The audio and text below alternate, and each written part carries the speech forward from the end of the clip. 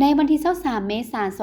2025สมเด็จพระกนิษฐาธิราชเจ้ากรมสมเด็จพระเทพรัตนราชสุดาสยามบรมราชกุมารีแห่งราชอาณาจักรไทยได้เดินทางเยี่ยมยามโรงเรียนประธรรมป้องกันความสงบที่เมืองพลโฮงแขวงเวียงจันทน์ให้การต้อนรับโดยทานคำพันธ์สิทธิดำพาเจ้าแขวงเวียงจันทน์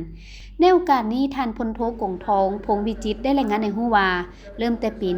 1992 เป็นต้นมาด้วยการสนับสนุนอันเนื่องมาจากพระราชดำริของสมเด็จพระกนิษฐาธิราชเจ้ากรมสมเด็จพระเทพรัตนราชสุดาสยามบรมราชกุมารีเฮ็ดให้โรงเรียนแม้นได้รับการพัฒนาอย่างต่อเนื่องทางด้านพื้นฐานโครงสร้างและความรู้ความสามารถของครูอาจารย์เป็นต้นแม่นการช่วยเหลือก่อสร้างหอพักสิรินธร4หลังอาคารเรียนรู้สิรินธร1หลังเรือนครัวนักเรียน1หลังอาคารเรียนคอมพิวเตอร์2หลังประกอบด้วยอุปกรณ์ทดลองและอินเทอร์เน็ตอุปกรณ์รับใช้การเรียนการสอนและซ่อมแปลงโรงงานน้ำดื่มและอื่นๆพร้อมนั้นระยะที่ผ่านมาครูอาจารย์และนักเรียนก็ได้เข้าร่วมฝึกอบรมทั้งภายในและต่างประเทศโดยเฉพาะอยู่ที่ราชอาณาจักรไทยพิเศษโรงเรียนยังได้รับทุนการศึกษาระดับปริญญาตรีเพื่อไปศึกษาต่ออยู่ที่ราชอาณาจักรไทยจำนวน8ทุนอีกด้วย